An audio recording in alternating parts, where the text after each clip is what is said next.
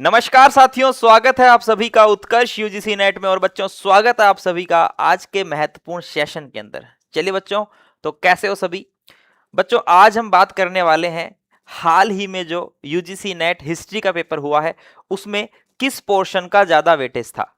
अक्सर विद्यार्थियों का यह प्रश्न होता है कि सर ज्यादा क्वेश्चन किस पार्ट से आते हैं, ancient history, medieval history, modern history या फिर हिस्ट्रोग्राफी। तो देखिए दोस्तों, जिस भी विद्यार्थी ने एग्जाम दे दिया है उसे तो पता चल ही गया होगा, और बहुत सारे विद्यार्थियों ने मतलब मूल्यांकन भी नहीं किया होगा कि भाई कितने प्रश्न जो है वो प्राचीन से हैं, कितने मध्यकालीन से हैं, कितने आधुनिक से और कितने हिस्टोग्राफी से। चलिए कोई बात नहीं, आपने नहीं किया है, लेकिन दोस्तों मैंने किया है। और अभी आने वाली जो दिसंबर की एग्जाम है उसके लिए भी आप सभी को जो है एक दिशा निर्देश मिल जाएगी कि किस पोर्शन से ज्यादा क्वेश्चन आते हैं। ठीक है, तो दोस्तों मैं आपको चारों ही पार्ट से बताने वाला हूं कि कहां कहां से कितने कितने प्रश्न आए हैं। ठीक है, एग्जैक्ट बताऊंगा, एक दो प्रश्न ऊपर नीचे हो सकता है, बाकी दोस्तों जो डाटा है वो एकदम एग्जैक्ट है लेटेस्ट एग्जाम के अकॉर्डिंग।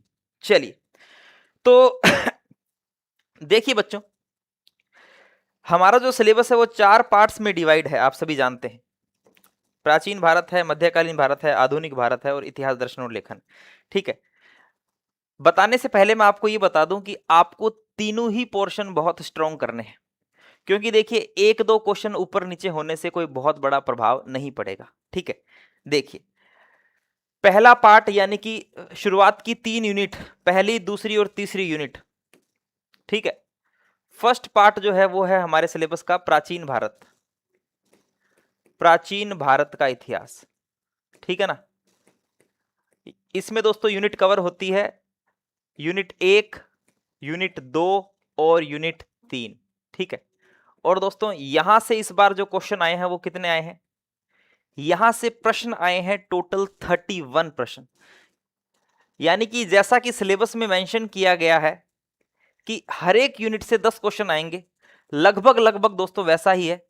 एक क्वेश्चन आप ऊपर मान लीजिए, लगभग 31 क्वेश्चन जो है यहां से, नोट 31, 33, सॉरी इसको थोड़ा सही करना, 33।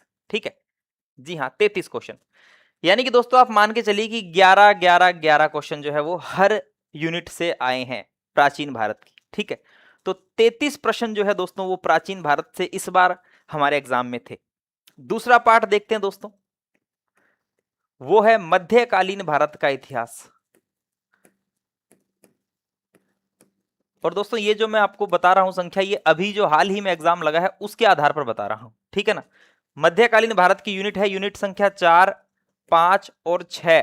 ठीक है, और इस बार यहां से जो क्वेश्चन आए हैं वो आए हैं 31 क्वेश्चन। 31 क्वेश्चन मध्यकालीन भारत से है, ठीक है ना, प्राचीन भारत से 33 और 31 क्वेश्चन हमारे मध्यकालीन भारत के इतिहास से। ठीक है, उसके बाद में प्यारे बच्चों तीसरा जो हमारा पार्ट आता है वो है आधुनिक भारत का इतिहास। आधुनिक भारत, आधुनिक भारत, और इसकी यूनिट है हमारे पास में यूनिट 7वीं, यूनिट 8वीं और यूनिट 9वीं। ये 3 यूनिट जो है दोस्तों ये मॉडर्न इंडिया की है। आधुनिक भारत के इतिहास में हमारे जो प्रश्न आए हैं दोस्तों वो आए हैं 35 प्रश्न। ठीक है, 33 प्रश्न, 31 प्रश्न और 35 प्रश्न। दोस्तों ये है इतिहास के 3 पार्ट्स में से पूछे गए प्रश्नों की संख्या। ठीक है, अब देखिए इसमें से हो सकता है कि एक क्वेश्चन, एक दो क्वेश्चन इनमें ऊपर नीचे हो, क्योंकि दोस्तों कुछ क्वेश्चंस जो है वो मिलान करो वाले थे और कुछ क्रम वाले क्वेश्चंस थे। ठीक है, तो उनमें मतलब मिलान करो में एक दो किताबें जो है या फिर एक दो जो जानकारी है वो मिडिवल इंडिया की थी, कुछ मॉडर्न इंडिया की थी। ठीक है, क्रम वाले में कुछ एक चीजें जो है दोस्तों वो मॉडर्न की थी, कुछ एक चीजें मिडिवल की थी, तो एक दो क्वेश्चन ऊपर नीचे हो सकता है। ऐसे प्रश्नों को हम दोनों में ही मान सकते हैं, क्योंकि इसमें कुछ चीजें मिडिवल की है, कुछ चीजें मॉडर्न की है। ठीक है, पैराग्राफ की बात करें प्यारे बच्चों, 2 पैराग्राफ हमको लास्ट में देखने को मिले। ठीक है, एक पैराग्राफ हमें यहां से देखने को मिला। ठीक है ना,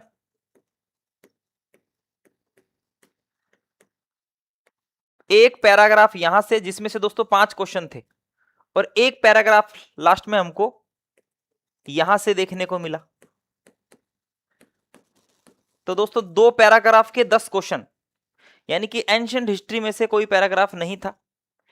एक पैराग्राफ दोस्तों मिडिवल इंडिया से था और एक पैराग्राफ जो है वो मॉडर्न इंडिया से था। ठीक है, मोस्टली दोस्तों मिडिवल इंडिया से पैराग्राफ ज्यादा आते हैं। ठीक है, इस बार भी जैसे हमने देखा कि मोहम्मद बिन तुगलक से संबंधित एक पैराग्राफ आया था, हालांकि उसके अंदर आंसर की के अंदर पहले ही प्रश्न में कुछ गलती है। अलाउद्दीन खिलजी उसमें उत्तर दिया हुआ है, हमने जब एनालिसिस किया था तब हमने देखा भी था। ठीक है, और एक पैराग्राफ दोस्तों अपना आधुनिक भारत से है। अब यहाँ पर बहुत सारे बच्चे ये सोच रहे होंगे कि गुरुजी इतिहास दर्शन और लेखन का क्या हाल चाल है। तो देखिए दोस्तों, चौथा पार्ट है हमारा इतिहास दर्शन और लेखन का। ठीक है, जो फोर्थ पार्ट है हमारा वो है हिस्टोग्राफी, इतिहास दर्शन, इतिहास दर्शन। और दोस्तों इसकी एक यूनिट है पूरे सिलेबस में, वो है 10, यूनिट संख्या 10, वो दोस्तों इतिहास दर्शन और लेखन की है। यहां से दोस्तों इस बार जो प्रश्न आया है वो आया है एक प्रश्न। कितने प्रश्न? एक प्रश्न, वो भी दोस्तों शायद सबल्टन हिस्ट्रीज की एक पुस्तक पूछी गई थी, है ना, सबल्टन हिस्ट्रीज की एक बुक थी वो पूछी गई थी, वो आई थी, एक प्रश्न आया था। मेरे नजर में दोस्तों एक ही क्वेश्चन है, हो सकता है एक और हो, लेकिन दोस्तों नहीं, इसमें एक ही क्वेश्चन जो है वो पूछा गया था। ठीक है, तो अब इनका हम अगर टोटल करेंगे तो 30, 30 और 30, पहले 30 30 गिनेंगे तो दोस्तों 90 क्वेश्चन तो सीधे ये हो गए। फिर 93, 94, ठीक है, उसके बाद दोस्तों 99 और एक प्रश्न 100। ठीक है, टोटल करके देख लेना, टोटल 100 बनेगा। 90, फिर 5 95, 96, 97, 98, 99 और एक प्रश्न ये 100। तो दोस्तों इतिहास दर्शन और लेखन का वेटेज बहुत कम था।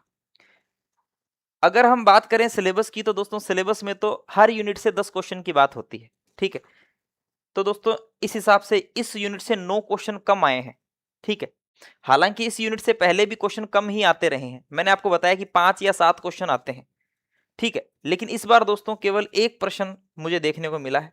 ठीक है, हो सकता है कि एक दो क्वेश्चन मेरे नजरों से चूक गया हो सकता है कोई हिस्टोग्राफी का हो, मॉडर्न इंडिया में दोस्तों काउंट कर लिया हो। ठीक है, लेकिन दोस्तों ये मोटा मोटा आंकड़ा यही है। तो दोस्तों देखिए, फिर भी मैं आपको एक चीज बता दूं कि अब सबसे बड़ा जो वेटेज है यानी कि 99%, ये एक प्रश्न यहां छोड़ दो, 99% तो क्वेश्चन दोस्तों वो तो हमारे यहीं से ही आ रहे हैं।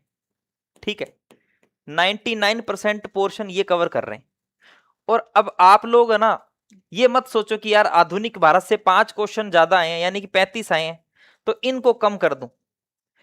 दोस्तों ये कोई अंतर नहीं होता है ना, 31, 33, 35 कोई अंतर नहीं है, ये लगभग लगभग सिमिलर से ही है, कोई 2 4 5 प्रश्न कोई अंतर नहीं होता है ना।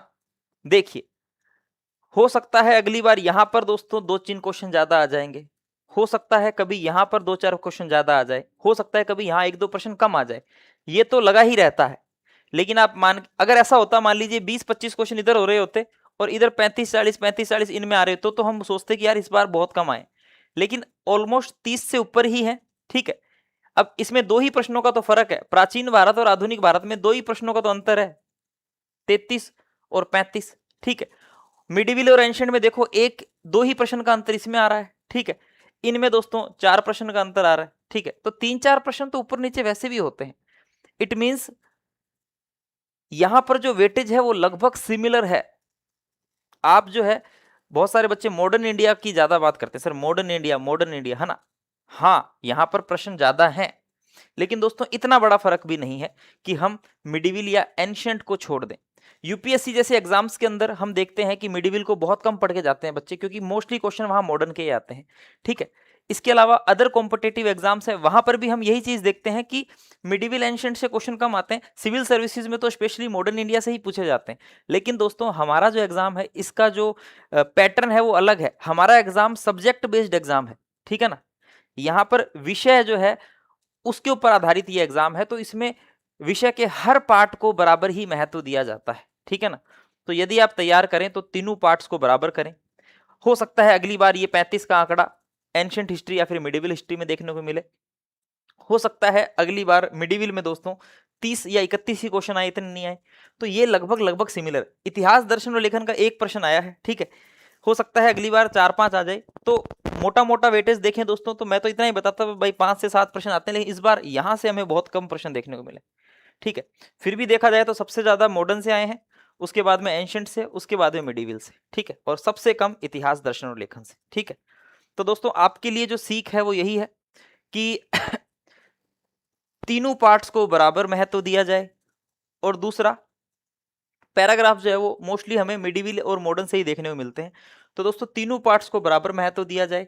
ठीक है, ये जो आंकड़ा है ये ऊपर नीचे हर साल थोड़ा बहुत होता है। ठीक है, किसी भी पार्ट को जो है वो अधूरा न छोड़े, कम न माने। ठीक है, चलिए, बाकी हाँ, इसके साथ थोड़ा बहुत दोस्तों इस बार एक ही प्रश्न देखने को मिला है, तो वो थोड़ा बहुत सोचने वाली बात है। चलिए, तो दोस्तों ये था हमारा इस बार का एनालिसिस एग्जाम का, कि कितने प्रश्न किस पार्ट से बने हैं। ठीक है, बाकी दोस्तों आप सभी को एक और खुशखबरी मैं दे दूं कि हमारा जो आज़ादी महोत्सव जो डिस्काउंट ऑफर चल रहा था, वैसे वो 21 अगस्त तक ही था, लेकिन दोस्तों आप सभी की भारी डिमांड को देखते हुए हमने इसे 4 दिन और एक्सटेंड कर दिया है, यानी कि ये 25 अगस्त तक अब हमने बढ़ा दिया है।